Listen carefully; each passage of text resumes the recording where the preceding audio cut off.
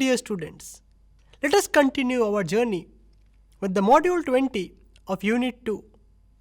And today we are going to discuss about the Rybczynski theorem.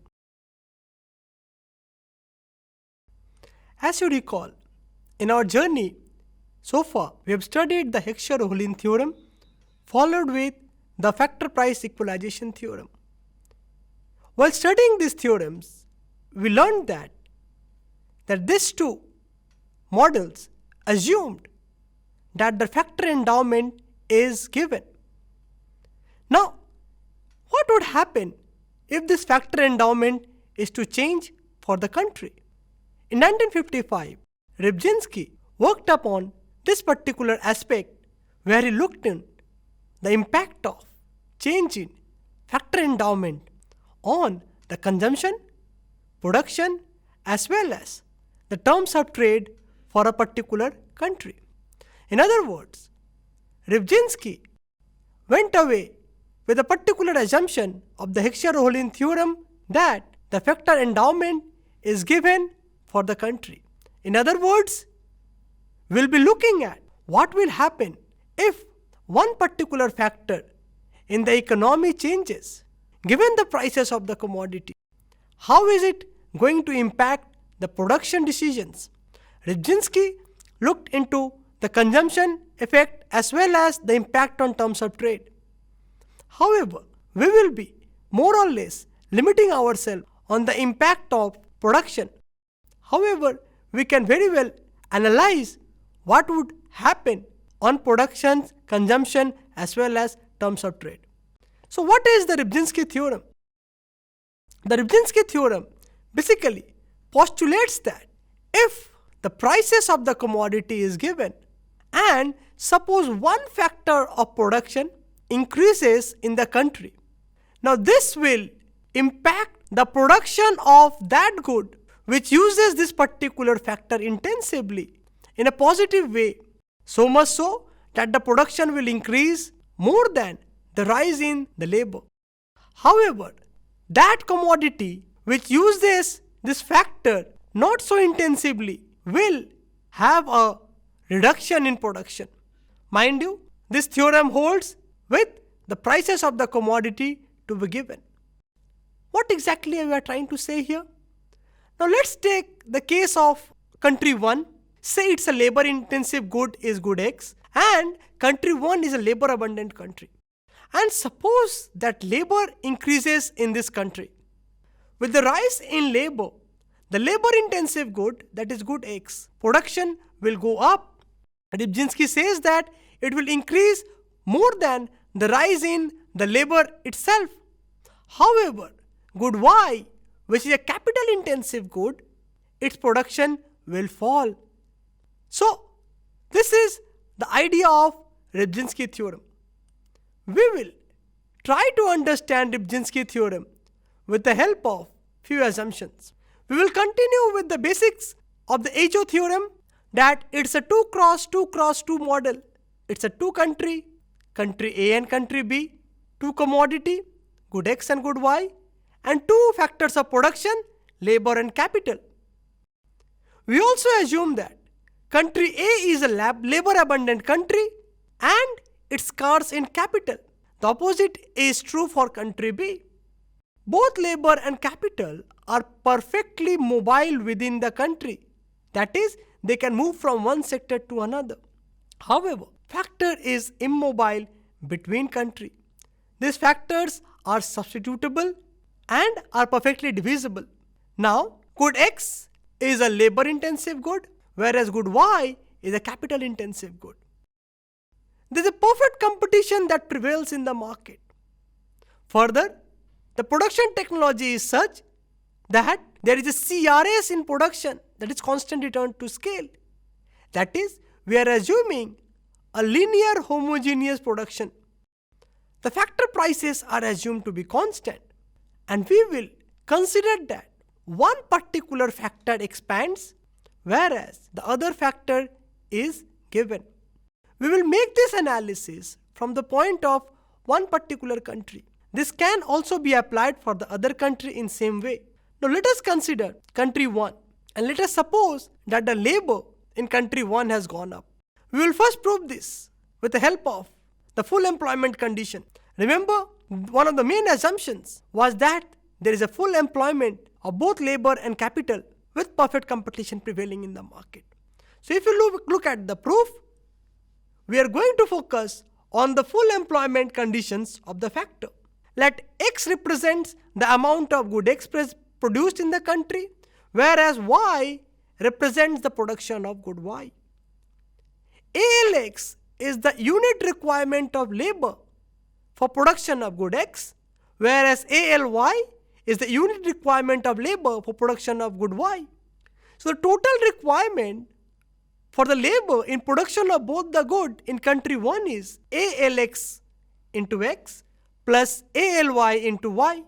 Now this total demand of labor must be equal to total supply of labor, that is L bar. So the labor market equilibrium condition for this economy is given as ALX X plus ALY into Y is equal to L bar. That is the fixed amount of labor for the country. Similarly, the capital market condition is given in a similar way. AKX into X plus AKY into Y is equal to K bar will be representing the capital market condition of full employment in this particular country. Remember that these factors are mobile between the sectors of the country. Also, our assumption is that X is a relatively labor intensive commodity, whereas good Y is a capital intensive commodity. This would imply for good X, ALX is greater than ALY. That is, per unit labor requirement for production of good X is greater than per unit labor requirement for production of good Y. Similarly, AKX will be less than AKY. Now what we do is, we are going to draw the full employment equilibrium condition for our particular country. Look at the equation. We have considered the first equation for labor, that is ALXX plus ALYY is equal to L bar. Now to draw this, we need to focus on the intercepts first. I hope you all remember, intercept is that value of the variable when the other variable is equal to 0. So let us first consider y is equal to 0. If y is 0, from the above equation, we will get ALX into X is equal to L bar. And from this, we can find the value of X is equal to L bar by ALX.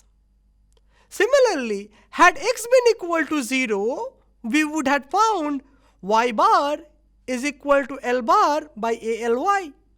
Now please note that ALX is greater than ALY by our assumption of good X being labor intensive good. If that is the case, L by ALX will be less than L by ALY.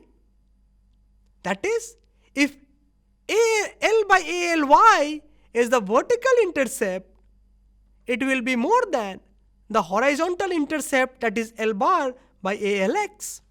Look at this diagram where this line CD represents this full employment labor market condition, where point D represents A by X by ALX, whereas point C represents L bar by ALY. We can also draw the full employment condition for capital market. For the capital market, we try to find the intercepts in similar way. First, we put y is equal to 0. For that, we find the value of x, which is equal to k bar by akx. Similarly, if we put x equal to 0, we find y is equal to k bar by aky. Remember, akx is less than aky by assumption that good y is capital intensive. So, our intercepts will be k bar by akx is less than k bar by aky. This will be represented by the fact that the vertical intercept will be smaller than the horizontal intercept of the line denoted by AB. So, this line AB represented by this red line represent full employment equilibrium condition for capital, whereas line CD represents full employment condition for labor. Look, at point E, both the curves intersects. At point E, we find the equilibrium production of X to be X0 and Y to be Y0. Now, what will be the impact if labor rises in this particular economy? If the labor rises in country 1, remember, this is the full employment equilibrium condition for labor. ALXX plus ALYY is equal to L bar. The right hand side goes up from L0 to say L1. As a result, given the denominator, the numerators for both x-intercept and y-intercept goes up by a similar amount, say L1 minus L0. So what will be the impact on the full employment condition is that the line CD will parallelly shift rightwards to C dash D dash. As soon as this full employment condition line of labor shifts, look, the equilibrium intersecting point of full employment for labor and capital moves from point E to point E dash. At point E dash, the following observations are being made. At point E dash, we observe that the production of good X, which is a labor intensive good, has increased, and the production of good Y, which is a capital intensive good, has gone down in country 1. If we look further, the amount of rise in labor, which is denoted by DD dash, is smaller than the rise in the size of X denoted by X1 minus X0. So this area or this gap is more than this particular gap. So what we postulate here is that with an increase in the labor, there is an outwards parallel shift of the full employment condition for labor constraint, and the equilibrium point of production of the PPA moves from point E to E dash. Production of good X has increased, and not only it has increased more than the increase in the amount of labor. The production of the capital intensive good Y has fallen. Note, which is the idea of Rybczynski theorem. An increase in the country's endowment of a particular factor will increase the output of the good in which this particular factor is intensively used, whereas it will reduce the output of that good in which this particular factor is not used intensively, given the prices of the commodity.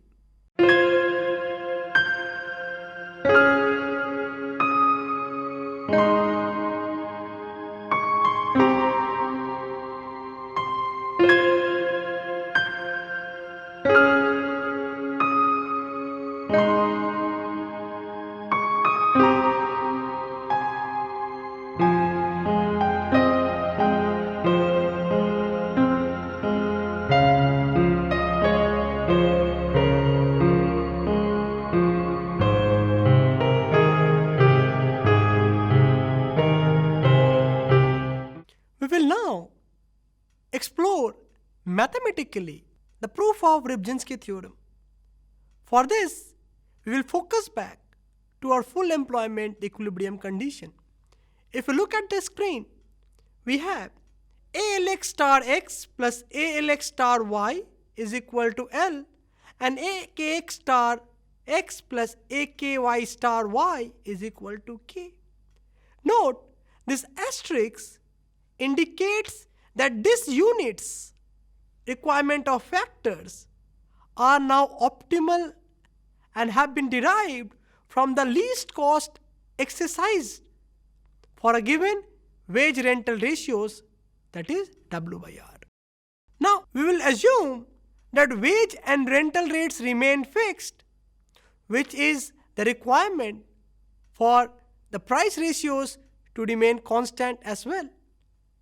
Now, suppose labor has increased in this economy. So we differentiate with L both these equations to find the impact of change in labor on the production of good X and good Y. Partial differentiating with L, equation 1 gives us equation 3, ALX star X del X del L plus AL star Y del L is equal to 1.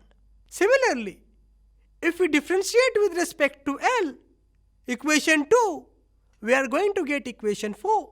Mind you, the right hand side is 0 as there is no change in capital. Now equation 3 and 4 can be written into matrix form. The unit coefficients are written in the first matrix, which is in 2 into 2 form,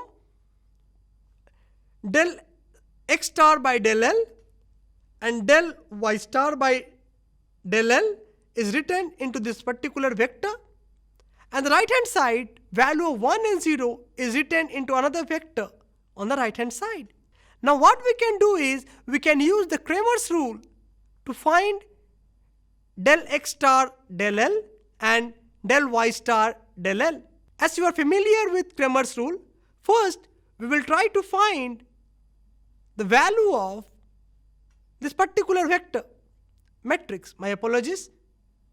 And for this, we multiply this with AKY star minus AKX star minus into ALY.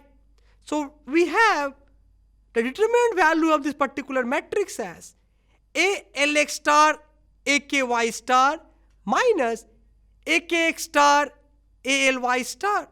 And we will keep it for now and we will be discussing about it a bit later. Now to find del X by del L, we need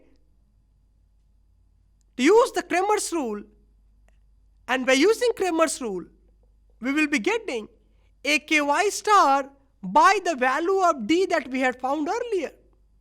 Similarly, del Y del L is equal to minus AK star X by the value of D.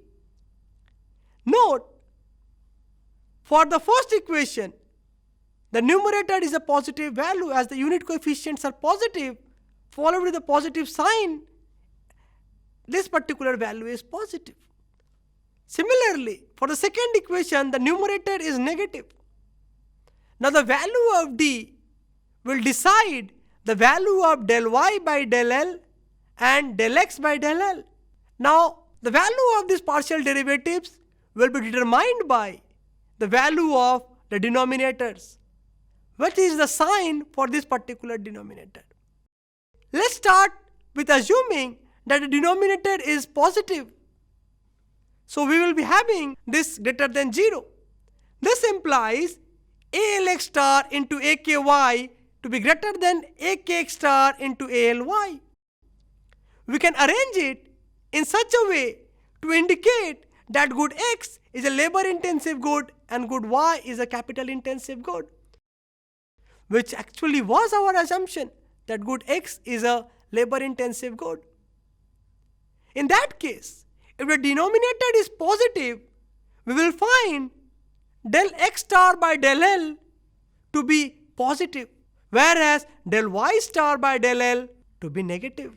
So this shows us mathematically the idea of Rybczynski theorem that if good X is labor intensive, a rise in the endowment of labor will lead to increase in the production of good X and will decrease the production of good Y. Now we will try to justify this intuitively.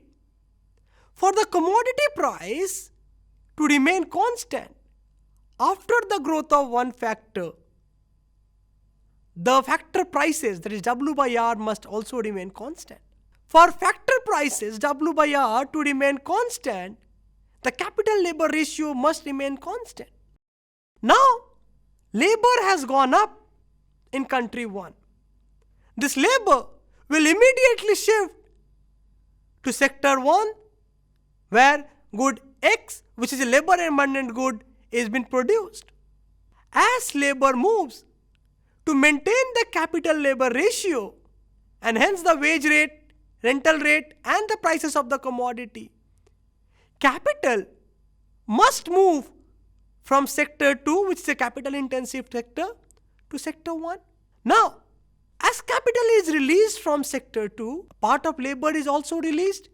So, in sector 1, we already had an increase of labor. And now, more labor comes in from sector 2 and increases even more labor supply in sector 1. Now, in sector 1, good X is produced, which is a labor intensive good. The production of good X rises now due to two factors. One, due to increase in the endowment of labor, and two, due to increase in labor which has come from sector 2. As a result, the output of sector 1 increases more than the increase in endowment of labor. What happens to sector 2? Capital has been released, labor has been released. Consequence of that, the production of sector 2, that is good Y, falls. Note, this is the idea of magnification effect in case of Rybczynski theorem.